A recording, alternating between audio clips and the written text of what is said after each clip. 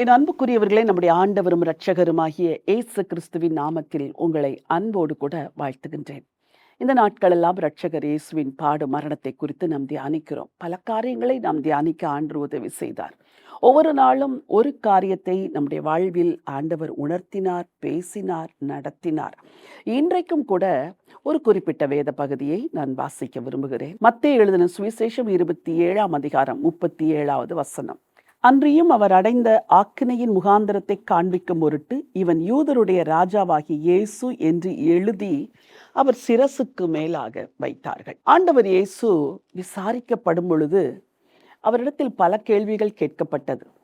அதில் பல கேள்விகளுக்கு அவர் மௌனமாயிருந்தார் என்று வேதம் சொல்லுகிறது. ஆனால் பிலாத்து ஆண்டவர் இயேசுவை பார்த்து, நீர் யூதருடைய ராஜாவா என்று கேட்டபொழுது, ஆம், நீர் சொல்லுகிறபடிதான் என்று கிறிஸ்து சொன்னார். அவர் யூதருடைய ராஜா என்று சொன்னபடியினால் அந்த குற்றத்திற்காக அவரை பிடித்து சிலுவையில் அறைந்தார்கள் என்பது ஒரு பகுதி. இவன் யூதருடைய ராஜாவாகி இயேசு என்று எழுதி அவருக்கு மேலாக வைக்கிறார்கள். அப்படி என்றால் போகிறவர்கள் வருகிறவர்கள் எல்லாரும் ஆண்டவர் இயேசு சிலுவையில் தொங்குகிறதை பார்த்துவிட்டு மேலே இருக்கிற அந்த பலகையை கட்டாய வாசித்திருப்பார்கள். இவன் யூதருடைய ராஜாவாகிய இயேசு என்று எழுதி வைத்ததை எல்லாரும் படித்துவிட்டு பரிகசித்திருப்பார்கள், சிரித்திருப்பார்கள். ஆண்டவராகிய இயேசு உயிரோடு சிலுவையில் தொங்கும் பொழுது அநேகர் அதை படித்துவிட்டு அருகில் வந்து இயேசுவை பரிகசித்திருப்பார்கள். நீ யூதருக்கு ராஜாவா? ஒரு ராஜாவா சிலுவையில் தொங்குகிறாய்? இன்னும் என்னென்ன வார்த்தைகளை எல்லாம் சொல்லி இரட்சகரை பரிகசித்தார்களோ நமக்கு தெரியவில்லை. உங்கள் வாழ்க்கையில் கூட நீங்கள் செய்த ஏதோ ஒரு தவறு, ஏதோ ஒரு பாவம், ஏதோ ஒரு குற்றத்தை மக்கள் மனதிலேயே வைத்துக்கொண்டு அந்த ஒரு குற்றத்தை திரும்ப திரும்ப திரும்ப திரும்ப உங்களுக்கு சொல்லி உங்களை பரிகசித்து, அவமதித்து, நிந்தித்து, தூஷித்து, அல்லது நீங்கள் இரட்சகர் இயேசுவை ஏற்றுக்கொண்டது நிமித்தம் உங்களை பலவிதமான காரியங்களை சொல்லி தூஷித்து கொண்டிருக்கலாம். சிலுவையில் தொங்குகிற இயேசுவை சற்று மனதுக்கு முன்னதாக நிறுத்தி பாருங்கள்.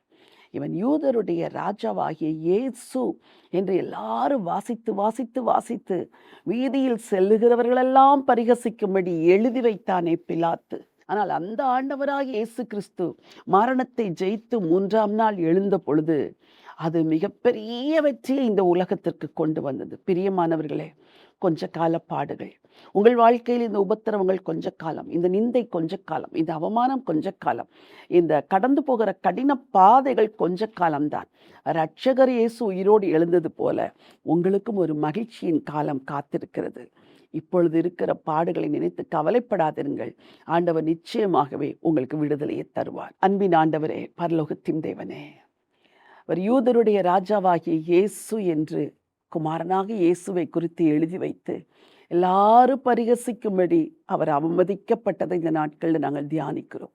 கிறிஸ்துவுக்காக பாடுகளை ஏற்பது அது ஆசீர்வாதம் என்று சொல்லி உங்களுடைய பிள்ளைகள் எல்லாருடைய உள்ளத்திலும் நீங்கள் பேசும்படியாக ஜெபிக்கிறேன். இந்த உலகத்தில் பாடுகளின் வழியே கடந்து செல்லும் பொழுது அது ஒரு நாள் நித்திய கன மகிமையை கொண்டு வரும் என்ற ஒரு நம்பிக்கையை உங்கள் பிள்ளைங்க உள்ளத்தில் தர வேண்டும் என்று சொல்லி நான் ஜெபிக்கிறேன். ஆண்டவரே, வல்லமையுடைய தேவன் அதிசயமான காரியங்களை செய்ய வேண்டும் என்று சொல்லி ஜெபிக்கிறேன். இதுவரை நடத்தினவர் இனிமேலும் நடத்தும் என்று சொல்லி ஜெபிக்கிறேன். உபத்திரவங்களினால் ஒருவரும் அசைக்கப்பட்டு போகாதபடிக்கு எல்லாரும் தைரியத்தோடு உம்மை பின் செல்ல உதவி செய்யுங்கப்பா. ஆசீர்வதிங்க. ஆண்டவர் இயேசுவின் நாமத்தில் ஜெபிக்கிறேன் நல்ல பிதாவே, ஆமென், ஆமென். எனக்கு அன்பானவர்களே, கிறிஸ்துவுக்காக நீங்கள் நிந்தை அவமானங்களை சகிப்பீர்கள் என்றால் தைரியம் கொண்டு ஆண்டவருக்காய் நில்லுங்கள். கிறிஸ்துவை பரிகசித்தவர்கள் தான் உங்களையும் பரிகசிக்கிறார்கள். ஆனாலும் இந்த நிந்தையும் அவமானமும் அதிசீக்கிரத்தில் நீங்கிவிடும். அதிசீக்கிரத்தில் நீங்கிவிடுகிற இந்த லேசான உபத்திரவும் உங்களுக்கு அதிக நித்திய கன மகிமை கொண்டு வரும். இந்த நினைவோடு இந்த நாளை துவங்குங்கள். இந்த நாள் ஒரு வெற்றி நாள். God bless you.